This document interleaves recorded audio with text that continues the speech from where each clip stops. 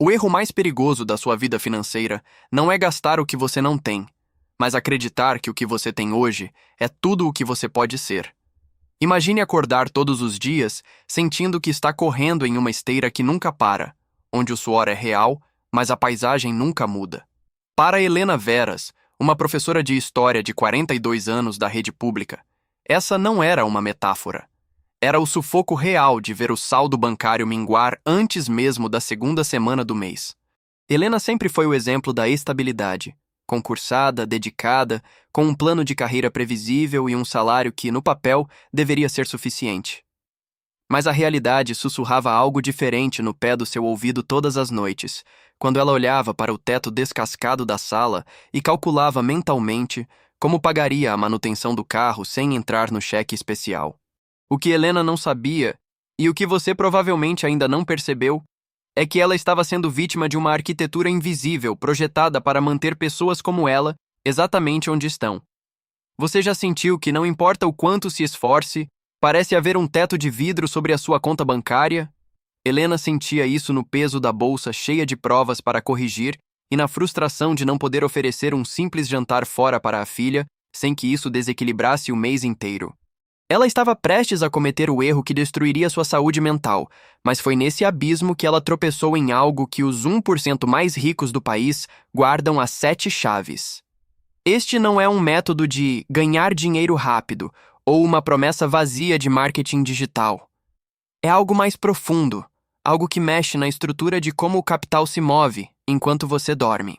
Helena descobriu que a diferença entre quem sobrevive e quem prospera não está na quantidade de horas trabalhadas, mas em um mecanismo de multiplicação silenciosa que a elite utiliza para proteger e expandir patrimônio sem levantar um único dedo a mais por dia.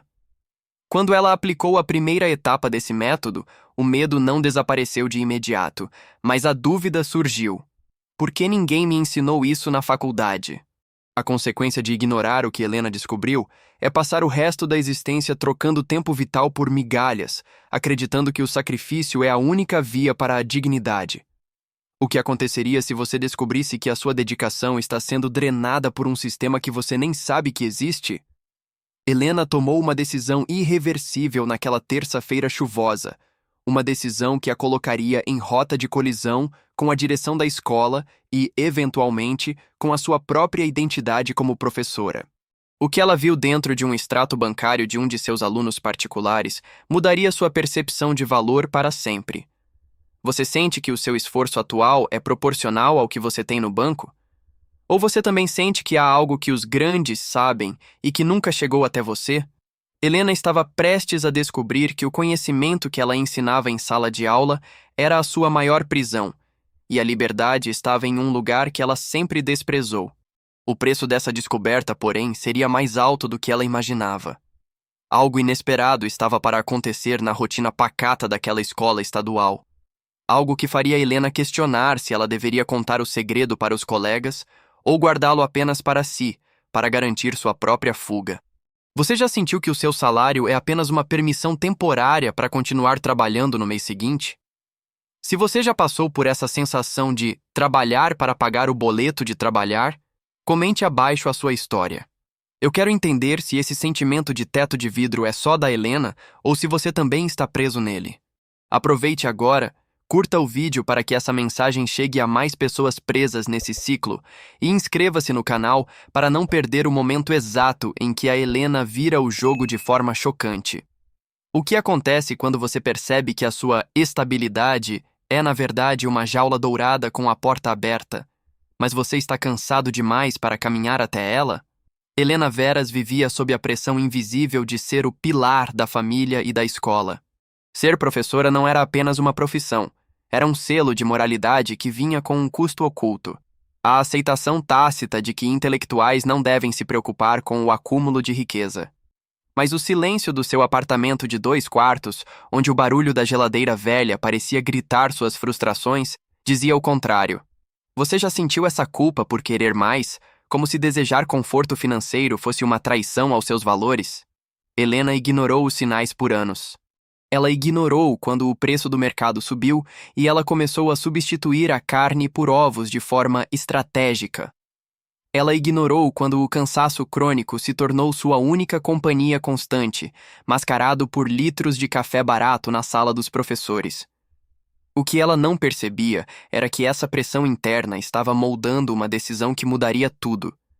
O sistema em que ela estava inserida dependia da sua resignação. Você acha que as grandes instituições querem que você entenda como o dinheiro realmente funciona, ou preferem que você continue sendo um excelente executor de tarefas? A virada de chave começou em uma tarde de monitoria particular. O aluno era o filho de um dos homens mais influentes da cidade, um empresário que raramente aparecia, mas cuja presença era sentida no mármore da entrada da mansão e no silêncio absoluto dos funcionários. Enquanto Helena explicava a Revolução Industrial, ela notou um caderno aberto sobre a mesa de carvalho do escritório. Não eram notas de aula. Eram anotações manuscritas sobre fluxos de dividendos e antecipação de recebíveis, termos que soavam como grego para uma professora de história, mas que brilhavam com uma lógica fria e eficiente. Naquele momento, um microgancho de ansiedade se instalou. Helena percebeu que aquele adolescente de 16 anos entendia mais sobre a mecânica da liberdade do que ela, com 2 mestrados e 2 décadas de experiência. Aquele caderno continha o mapa de um método que os ricos usam em silêncio, não para trabalhar mais, mas para garantir que o trabalho dos outros financie o seu ócio. Algo maior estava se formando na mente de Helena. Ela começou a observar não o que o empresário dizia, mas como ele se comportava em relação ao tempo. Enquanto ela vendia suas horas por um valor fixo e tabelado pelo Estado, ele comprava o tempo de centenas de pessoas para multiplicar o dele. O conflito interno era devastador. Eu sou uma educadora, não uma especuladora, ela repetia para si mesma no ônibus de volta para casa. Mas a imagem do extrato bancário que ela vislumbrou por acidente naquele dia, um valor que ela levaria 10 anos para acumular, não saía da sua cabeça. O que você faria se descobrisse que a regra do jogo que você segue é a única coisa que te impede de vencer? Helena começou a aplicar pequenas mudanças, testando a lógica que observou naquele escritório. Ela começou a vazar informações sobre sua nova mentalidade para alguns colegas, mas a reação foi de deboche. Mal sabia ela que aquele deboche seria o combustível para uma escalada de riscos que ninguém na Secretaria de Educação poderia prever. Ela estava prestes a cruzar uma linha ética que colocaria sua carreira em jogo, tudo para testar se o método dos ricos realmente funcionava para quem começa do zero absoluto. A pressão invisível estava prestes a se tornar uma explosão pública. Você teria coragem de arriscar o pouco que tem por uma chance real de ter tudo? Helena decidiu que o risco de continuar como estava era maior do que o risco de falhar em algo novo. Mas o que ela não previu foi que o primeiro passo para a riqueza atrairia os olhos de quem menos deveria notar seus novos movimentos. A escalada começou quando Helena decidiu que não bastava apenas entender a teoria. Ela precisava operar nas sombras da própria rotina.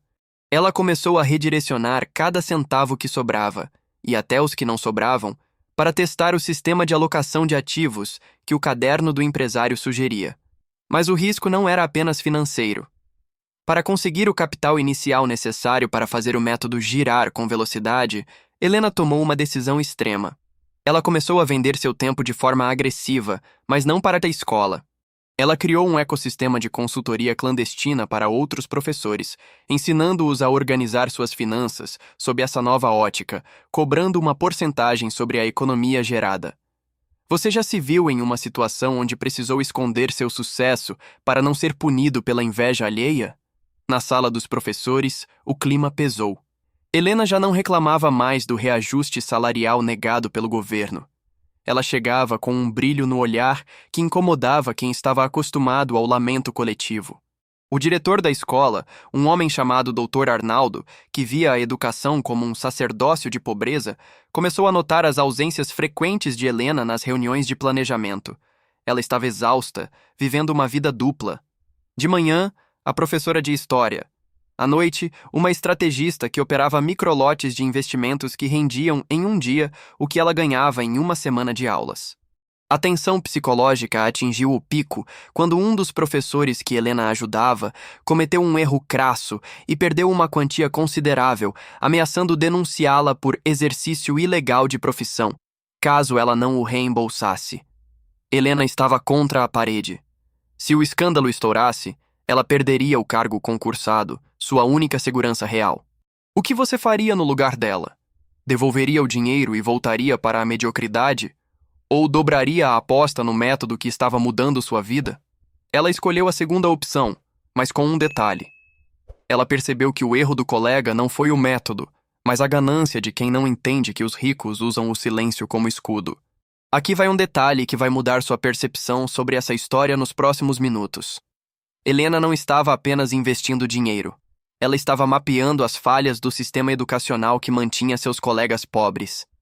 Ela descobriu que a própria estrutura de previdência dos professores era um dos ativos usados pelo grupo de empresários que ela observava. Ela estava, literalmente, pegando de volta o que o sistema drenava dela. Mas o diretor Arnaldo não era bobo. Ele convocou uma reunião de emergência, e o tom não era de conversa, era de interrogatório. Helena, de onde vem esse novo padrão de vida? Os vizinhos falam de carros de aplicativo buscando você em horários estranhos, e seus alunos dizem que você passa mais tempo olhando para o celular do que para o quadro negro, disparou Arnaldo. A pressão era palpável. Helena sentiu o suor frio descer pela nuca. Ela estava a um passo de ser exposta, e o pior, ela acabara de fazer uma operação financeira de alto risco que levaria 48 horas para ser liquidada. Se fosse demitida naquele momento, ela não teria como cobrir as margens de garantia. Você teria percebido que o perigo não estava no diretor, mas em quem estava fornecendo as informações para ele? Alguém muito próximo de Helena estava agindo como um cavalo de Troia. Enquanto ela tentava explicar o inexplicável, um microgancho de traição pairava no ar. Ela percebeu que a pessoa que mais a incentivou no início era a mesma que agora sussurrava no ouvido da direção. A escalada de tensão não era mais sobre dinheiro, era sobre sobrevivência pura. O desfecho dessa reunião mudaria não só a carreira de Helena, mas a forma como toda aquela cidade enxergava o papel de um educador. Ela estava prestes a revelar algo que faria o diretor Arnaldo perder o chão, mas a revelação não seria o que todos esperavam. O silêncio na sala do Dr. Arnaldo era tão denso que Helena podia ouvir o tic-tac do relógio de parede, cada segundo soando como um martelo sobre sua carreira. O diretor a encarava com a justiça de quem acredita estar protegendo a moralidade da instituição. Você se perdeu, Helena. A educação exige sacrifício, não essa busca desenfreada por atalhos, sentenciou ele. Foi nesse momento que Helena sentiu o clique. Aquele não era um momento de defesa. Era o momento da revelação. Ela não abriu a boca para se justificar. Em vez disso, ela deslizou o celular pela mesa de carvalho e mostrou uma tela que o Dr. Arnaldo nunca esperaria ver. Não eram gráficos de ações ou saldos de corretoras. Era a cópia de um contrato de arrendamento de terras e uma estrutura de fundos de investimento imobiliário que detinha, entre outras propriedades, o terreno onde a própria escola funcionava. O rosto do diretor empalideceu. Aqui está o plot twist que ninguém previu. Helena não estava apenas ganhando dinheiro com o método dos ricos. Ela descobriu que o método silencioso não era sobre comprar ações, mas sobre comprar o sistema que te escraviza. Através de uma cooperativa de crédito que ela fundou em segredo com outros 2 professores e o apoio estratégico daquele empresário que ela conheceu nas monitorias, Helena havia orquestrado uma manobra financeira legal para se tornar, indiretamente, uma das investidoras do fundo que recebia o aluguel da própria escola estadual. Você percebe a ironia? Enquanto o doutor Arnaldo a acusava de abandonar o sacerdócio da pobreza, Helena era agora, tecnicamente, parte do grupo que decidia o futuro financeiro do prédio onde ele trabalhava. Mas a reviravolta vai além. O professor que a ameaçou denunciar e que perdeu dinheiro, ele nunca foi uma vítima. Ele era um informante pago por um grupo político local que queria privatizar a gestão das escolas da região. Eles precisavam de um escândalo de corrupção envolvendo um professor para justificar a intervenção. O que você interpretou como ganância, Arnaldo, foi a única forma que encontrei de proteger o nosso teto, disse Helena, com uma voz que não tremia mais. O método que os ricos usam não é para comprar iates. É para ter o controle do solo onde os outros pisam. Eu só aprendi a pisar no meu próprio chão. A percepção do espectador muda agora. Helena não era a vilã trapaceira, nem a professora gananciosa. Ela era a única pessoa naquelas 4 paredes que havia entendido que, no capitalismo, ou você é o dono da estrutura, ou você é o custo de manutenção dela. A traição que Helena sentiu não veio de um inimigo, mas da sua própria ingenuidade de acreditar que o sistema educacional era feito para ensinar a liberdade. O método dos ricos, que ela aplicou em silêncio, revelou que a maior parte do que ela ensinava sobre história era o que os vencedores queriam que os perdedores acreditassem para continuarem sendo mão de obra barata. A tensão na sala inverteu. Agora, era o Dr. Arnaldo quem estava contra a parede, percebendo que sua autoridade era financiada, em parte, pelos rendimentos da professora que ele tentava humilhar. Toda a narrativa de professora que descobriu um segredo de renda extra foi recontextualizada. Não era sobre renda extra, era sobre soberania operacional. Mas como uma professora de história conseguiu navegar por contratos de fundos imobiliários e alavancagem sem ser descoberta? E mais importante, qual seria o próximo passo de Helena agora que o segredo estava na mesa? Ela seria demitida por conflito de interesses? Ou o doutor Arnaldo teria que se curvar à sua nova realidade? O desfecho não foi uma carta de demissão, nem um pedido de desculpas dramático. O Dr. Arnaldo apenas fechou a pasta sobre a mesa e desviou o olhar. Ele entendeu naquele instante que a autoridade moral não paga as contas quando o sistema de propriedade decide mudar as regras do jogo. Helena Veras não saiu dali para comprar uma mansão. Ela voltou para a sala de aula, mas não para ensinar as mesmas datas e batalhas de sempre. Ela começou a ensinar aos seus alunos o que realmente move os impérios: a posse dos meios que geram valor passivo. A lição prática que Helena aplicou e que você pode levar para a sua vida hoje é clara. O trabalho duro é apenas a base, mas a liberdade só vem quando você aprende a converter seu esforço em propriedade. Os ricos não trabalham por um salário. Eles trabalham para adquirir ativos que compram o tempo de outras pessoas. Helena parou de ser apenas uma engrenagem e passou a ser, em pequena escala, dona da máquina. Ela não mudou quem era, mudou a forma como o mundo a remunerava. Enquanto você focar apenas em aumentar o valor da sua hora, você continuará sendo um custo. Quando você focar em possuir a estrutura, você se torna o lucro.